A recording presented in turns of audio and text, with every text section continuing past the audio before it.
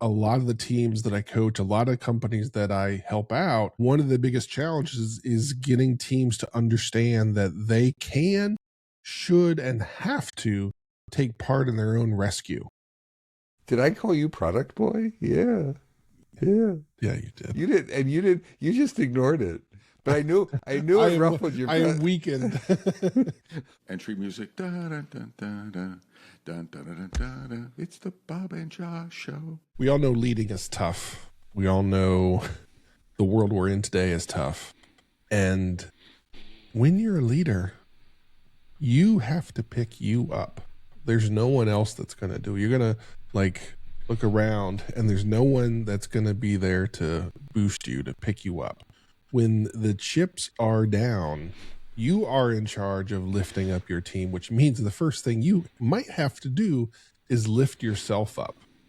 So imagine you are a head coach of a sports team and you just got your face kicked in the first half of whatever sport it is. And you know you're walking in to that locker room at halftime and you're like, holy crap, everything I've done, everything I've tried failed. We worked so hard this week and nothing happened. You can't walk into that locker room and be like, boy, I got nothing, fellas. They got us. Well, you can. I'm sure there's some NFL coaches that go in with that strategy. They don't have their jobs very long, but But it is your job as that leader to walk in and find a way to generate something to happen. And that's what Bob and I are going to talk about today, both as a leader, but also just in daily life, right?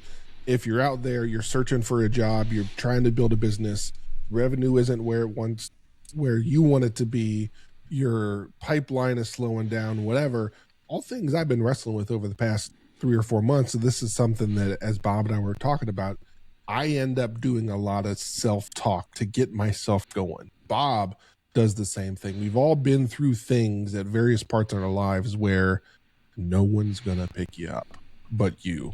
And so that's today's episode, talking through that, trying to help everybody out, give everybody that little bit of something they need so they can pick themselves up just a little bit more. Yeah, sure, Bob. That's exactly what yes. that's the episode. This is the something episode.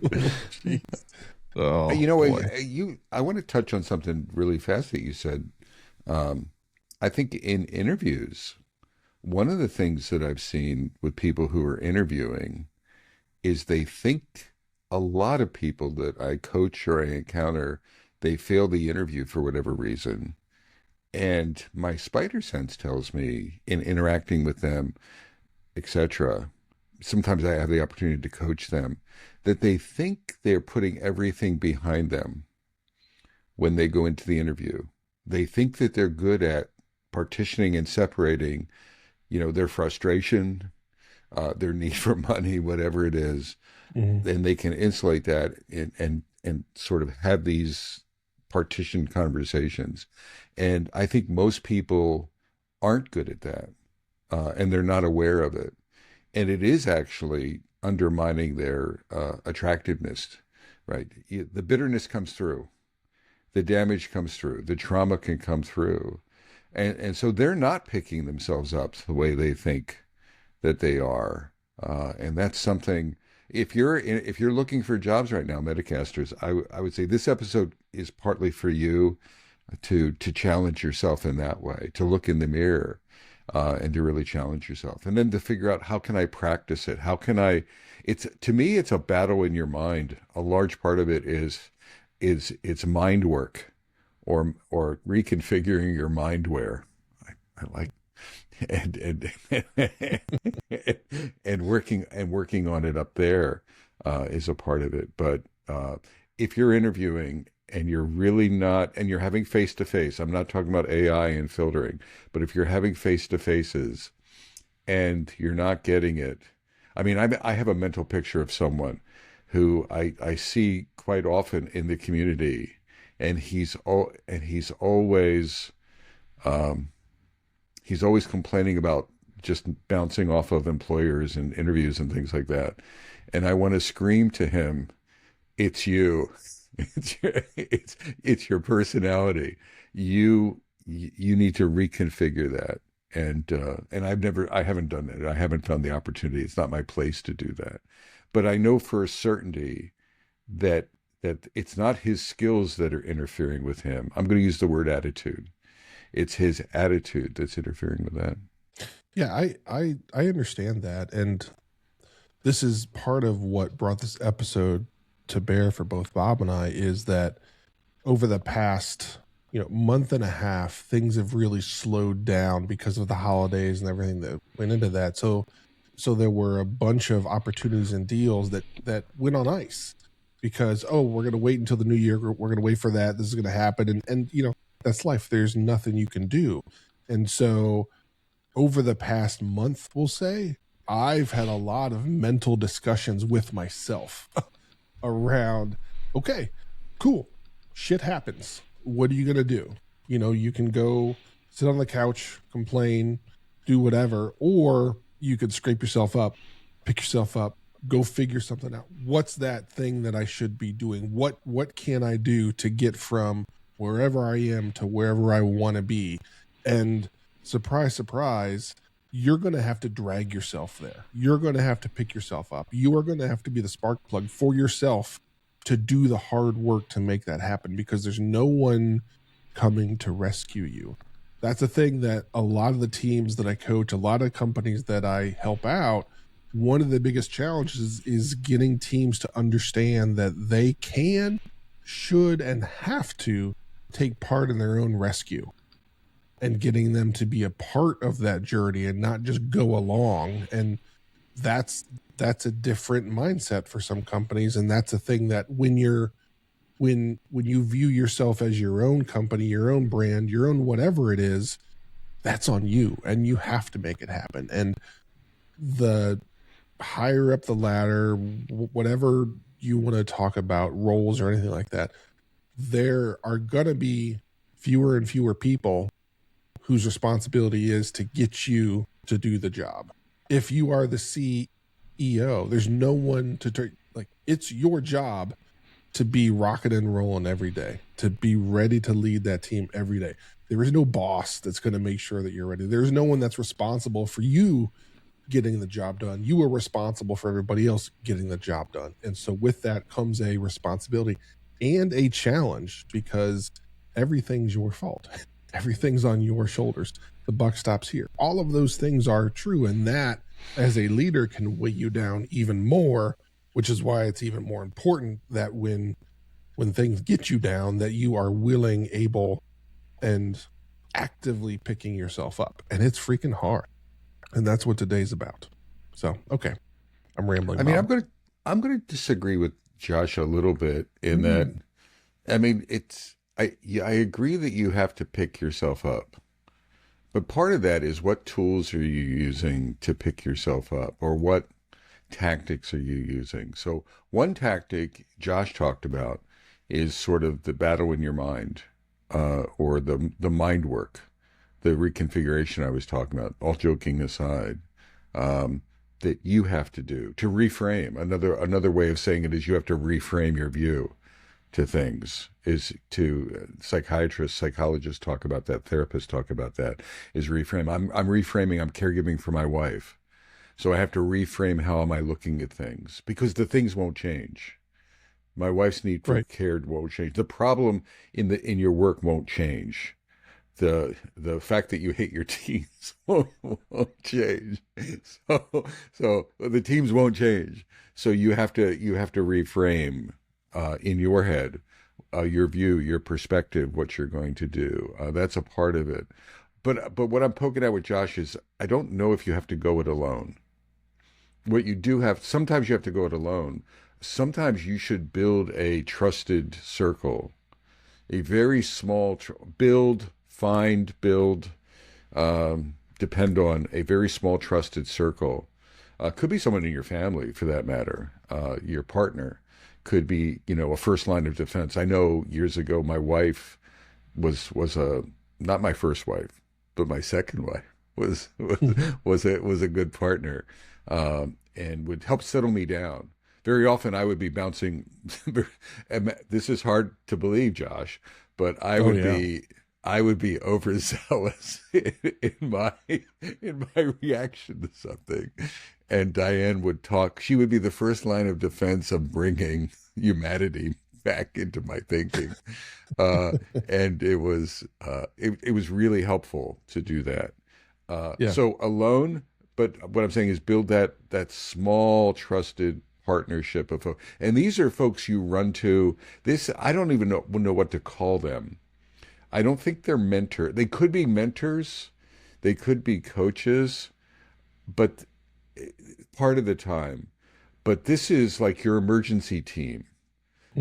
I would call them like your tactical, like the crew that parachutes in, your fire team who parachutes in, or your fire individual, because you need immediate help, right? You need immediate help, and you want to find them, not for the little things, but for the big things.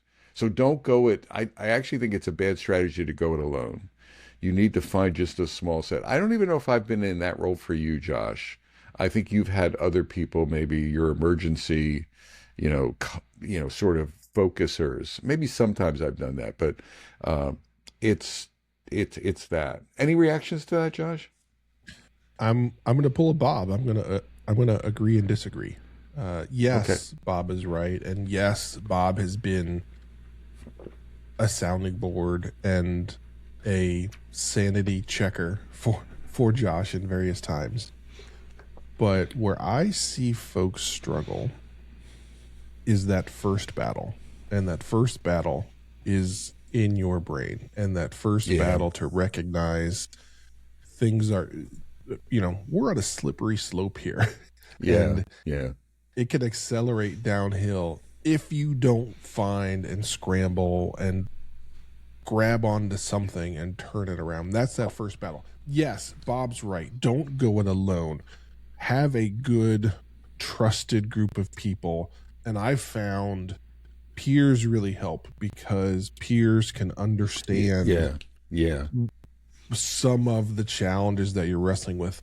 Even better, they've already been there. Like, oh yeah, Josh, been there. Understand. Bob has been that for me in a lot of ways with various things throughout work and life, where Bob has been like, yep. There have been some things where I have shared some challenging news with Bob, and Bob's first reaction is to just freaking cackle and just like fall out of his chair laughing. Not at me, but because he's been in that situation and he knows what I'm up against. And when he gets himself back in that chair, then he wraps his arm around me and is like, all right, buddy, here's options. Here's what we're going to do. But Bob has been there. Bob has lived it. And Bob knew in those moments that like sinking feeling I had. And in classic Bob style, he started laughing. He fell out of a chair, which then turned me around, right? And I loosened up a little bit. I'm like, hey, this guy's freaking crazy. Yes, he is, but also that's part of what helped pick me up and get me turned around in the right direction. So yes, have that small trusted group. And it's not going to be small because like that's what you should do. It's just it's going to be small because there aren't going to be that many people. So you're going to have to work to find the really good folks Yeah. like that. But Yeah. the big thing is that first action is on you, and that Absolutely. first action is the hardest. Well, maybe not for everybody. For me, I find it to be the hardest of like, okay, Josh, you're pissed off, you're angry, stuff hasn't gone your way. What are you gonna do about it? Oh, I'm And gonna. it's on me at that point. Yeah. Yeah. I'm going to agree to disagree to agree. No, I agree with you, Josh. I agree. Yeah. The first battle is inside our heads. It's like that notion of the vulnerability. I need help. I have a situation or whatever. Metacasters, I'll tell you something I used to do every day as a leader, and maybe this will be a tactical, not necessarily do what I'm saying, but maybe spur some ideas around it. So I would drive in the days when I was leading, and I was driving a car. actually, and it was not autonomously driven. I had to drive. So I would drive, and I got in early. So it was my shtick to get in early, like 7 a.m., 7:30 a.m. or something. So often I was parking the car like in the front, like in the first parking spot or in the Right. front row. And then I would sit there and I would sit in my car for about 10 minutes, sometimes 5, 10 minutes, not too long. But I would be, before I even entered the space, I would be reflecting on what was yesterday, what was the week, and then how did I need to show up today? One of the questions I would ask myself is, what are the top 3 things I want to solve today, or I want to accomplish today, that I need to do? And it wasn't around me directly, like I had to type this or I had to teach this. It was, what does the organization need from me? It was a servant mindset. And I would come in there. How do I need, another question I would have in the car is, how do I need to show up today for the org, for the teams? If we were having some hard stuff, I needed to show up with positivity, with curiosity, with energy. I needed to bring energy because we were down. And I needed to talk to Josh because I knew Josh. So one of my actions would be, I need to spend a little time with Josh today, right? I need to give him a hug. I need to give him support. I need to tell him whatever I need to do. I need to tell him that I'm 100% behind him, right? And I believe in him or whatever. And I would enter the space sort of with that mindset. If you take one of my coaching classes, I talk about meta skills, and it's sort of how you're what are you putting on, the mindset you're putting on for the day. And that's what I think of. That's an aspect of what I think about bringing it every day. Now, there's an intentional nature. You don't just walk in, I need to go in with energy. No, there's an intentionality to it. There's a thoughtfulness to it. There's a servant leader mindset to it. It's not how I want to show up. It's what do they need from me? And that's a motivation too, because you're actually not generating it for yourself outward, because that would be hard sometimes, right? I'm down, right? I just was knocking heads with Josh yesterday for 8 hours. I'm freaking down, right? I don't have it. That'll happen. So I couldn't pull it out of myself. But what I can do is if I start looking empathetically at my organization and say, I serve them. They need this from me. What do they need from me? And I need to bring that. At least for Bob, I can meet that. I can generate that, and I can go there. And I would do that every freaking day in the car. I would be settling myself. Sometimes my boss or bosses or peers would walk by, and they'd they'd knock on the window. It's like, are you okay? Have you had a stroke? And say, I'm okay. I'm fine. Just go in, etc. Any reaction shot? I wanted to give a tactic that I've used, and but I think there's some stuff maybe around that you could play off of. Yeah, I'm as I was thinking about that, I am just a simple human being, and I am. You are not a simple human being. Hold on. Oh my God. Okay, I'll shut up. Give me a second. Give me a second. All Give me a right. second. All right. I am driven and inspired by challenges and overcoming, be it stories or real life history of things. So much of the content that I consume in media, be it movies or books or anything, when I look back, I was talking to my therapist about this, like everything that I read, everything that I enjoy, the comic books that I buy, the superheroes that I like, all of those things are someone overcoming a big thing. And those are the visuals that pop into my head when I get frustrated, when I get stuck, when I feel like I can't do this. I'm not sure I'm going to be able to make this happen. It is those things that encourage me, that remind me that, hey, silly boy, you set out to do something a little bit crazy. And usually when you're trying to do something that's crazy, not many people have done it because it's hard. And so now you've come to that moment when it's difficult. And now you've come to that moment where the reason nobody else has done this is because everybody's gotten to this point and been like, "Yep, that's it. I'm out." So this is on you to go figure this out. This is the time where everybody else is going to say nope and walk away. And Josh, you are going to wade into that and figure it out. That's Josh's trigger. That's how Josh gets through the times where I start to question everything. Is I draw inspiration from leaders and stories and other things that have done things that people have said couldn't be done. Those are the things that I aspire to do. So those are the things that drive me when I'm stuck and when I'm frustrated. That's what I meant when I'm just a simple guy, right? It's just okay. You're trying to do something. Has anybody else done something like this? Oh yes, you've watched this movie or read this book or studied this historical leader.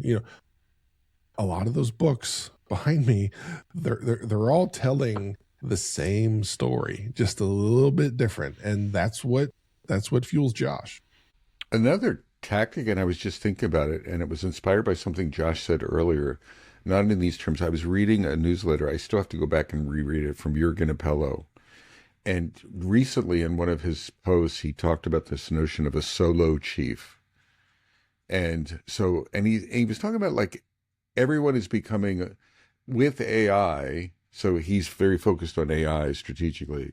With AI, everyone is becoming a solopreneur or a solo chief or a company of one. Mm-hmm. Even if you're in a company, you're becoming a company of one. And I'm really digesting this mindset. And Josh alluded to that earlier. If you're a company of one, then you have to motivate yourself, or you have to adjust your own attitude, or you have to talk to yourself. There's no one else to do it. You are a solo chief. It's not a hierarchy. Don't think org chart. But it's a mindset thing. And I think that's actually could be a useful, if you're down, if you're looking for, say, I'm a solo chief. I have to generate, right, the metaphor. I am that. So no one is going to do it, right? I'm a company of one. If I'm down for 4 days, I'm hurting myself, right? Yeah. If I'm not hurting, I'm a company of one. I'm hurting me. So my prime directive then is to do something for me, for my solo chief role, and think about that mindset. I really like where he's going with this. He was talking about what is it where you have in one of the lists he's talking about imposter syndrome, and how do you deal with imposter syndrome? And he was bringing this solo chief. Well, then it's your imposter syndrome is undermining yourself. As a solo chief, mm-hmm. you have to boost yourself up. He had an example of earning. As a solo chief, Josh, you've heard me on the Metacast before talk about Josh is a high income solo chief, or a high ask for income solo chief, and I don't value myself as much. And one of the examples Jürgen gave is ask AI, he asked ChatGPT, here's my resume, etc. What should I be paid? What is the market for me? And then he's like, I was shocked, right? I undermined myself. This is the market. So what you're doing is you're sort of managing your mindset around that solo chief metaphor, if you will. Any reactions to that, Josh? Yeah, one of the things that, as I was coming up in the business, I remember going through the hiring process, and many of my bosses would get excited about somebody that applied and they had started their own business. And they're like, oh yeah, okay, they've been through it. And because I hadn't been through it and I was young, I didn't know what that meant. I'm like, so what? And I never got a good answer. But I think what Bob is talking about is having been through that, where you're the solo chief, to keep with Bob's frame, is that you've been through that. You've been able to pick yourself up. And so companies want self-starters and people that are going to be empowered and take ownership and do all those things. And deciding to start your own business, going through that, and all those challenges, all of the solo chief stuff that Bob just talked about, prep you for a lot of things that other leaders are looking for when they're hiring something. Now, it's not for everybody. I am not suggesting, if you're listening to this, you're 30 minutes in, and the note that I don't want everybody to scribble down is start my own business. That's what I got to do. We're not saying that. We are just saying that there are lots of ways that you can do that. One of the things that Bob and I have been through is starting our own business, running our own business, and all of those challenges. And that's put us in these situations where we've had to pick ourselves up. And so a lot of the external pressures that have happened out in the industry have put people in situations similar to running your own business, where finding a job is harder. Political discourse is challenging. There's all kinds of stuff just happening in the world that makes life a little bit harder. And so that puts you in a position where you're going to have to pick yourself up. You're going to have to rely on you more than you have in the past because of the situations that are happening right now. So that's my piece. Anything else you got around this, Josh? What do you think? I don't think so.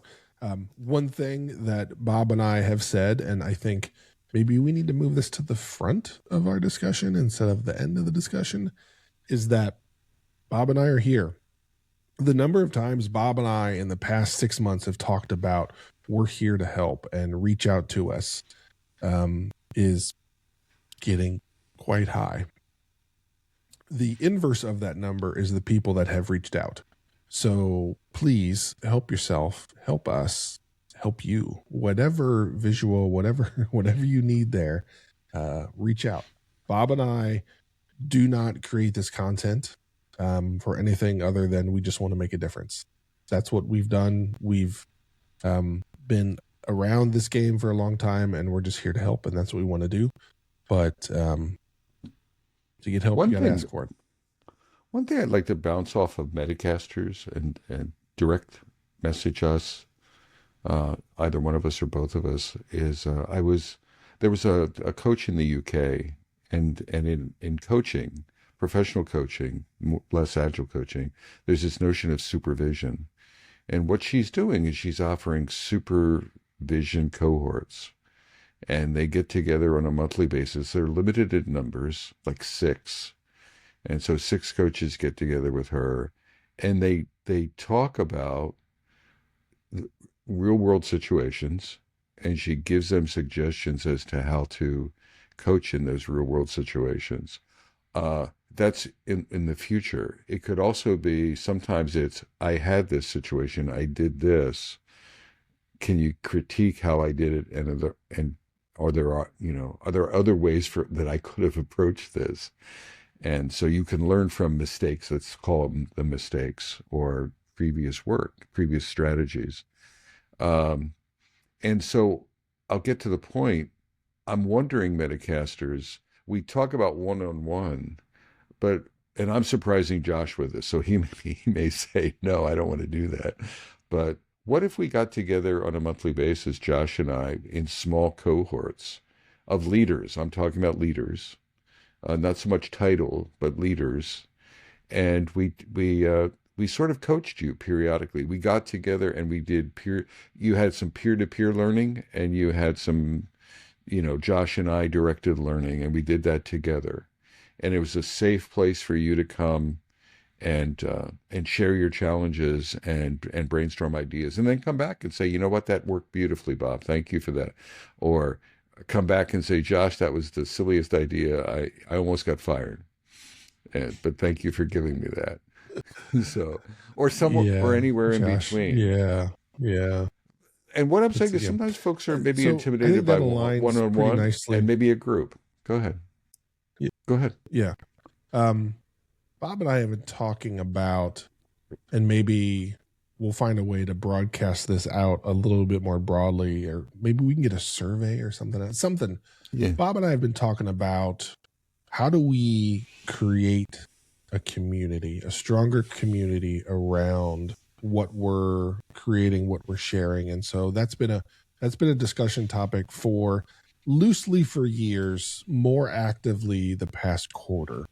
where we've been really discussing, okay, like we can do more here. Let's figure that out. So that really leans into a direction Bob and I are trying to take. And we've loosely created a community of listeners and viewers, and we love and appreciate all of you, but we're trying to find a way to do more. So maybe we'll find a way to ask what more looks like for you guys, and then we can make that happen.